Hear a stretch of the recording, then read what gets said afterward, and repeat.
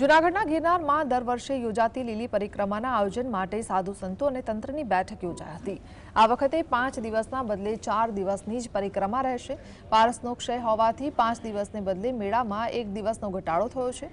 પરંપરાગત યોજાતી ગિરનારની લીલી પરિક્રમાના સુચારુ આયોજન માટે તંત્ર, સાધુ સંતો, ઉતારા મંડળ, એનજીઓની કલેક્ટર કચેરી ખાતે બેઠક યોજાઈ હતી। તંત્ર દ્વારા સત્તાવાર રીતે જાહેરાત કરવામાં આવી છે કે 2 નવેમ્બરની રાત્રિના 12 કલાકથી પરિક્રમાનો પ્રારંભ થશે અને 5 નવેમ્બરના પરિક્રમા પૂર્ણ થશે।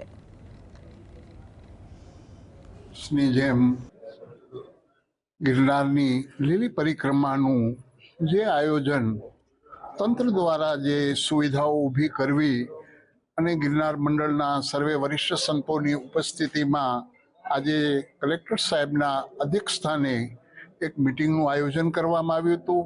એની અંદર મહાનગરપાલિકા, વન વિભાગ, પોલીસ ડિપાર્ટમેન્ટ અને સાધુ સંતોની ઉપસ્થિતિની અંદર અને જે પ્રજાને કેવી સુવિધા દેવી એના માટે જે અમારા પ્રશ્નો હતા એ આજે કલેક્ટરશ્રીને અમે રજૂ કર્યા છે। એ પ્રશ્નો વન વિભાગ જે છે અંદરના જે રસ્તાઓ છે એનું રિપેરિંગનું એ બધું કામ અત્યારે કરી રહી છે।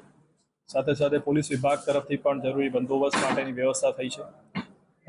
ઉપરાંત હેલ્થ જે વિભાગ છે એના મારફતે પૂરતા પ્રમાણમાં ડૉક્ટર, દવાઓ, એમ્બ્યુલન્સ એની વ્યવસ્થા કરવામાં આવી છે।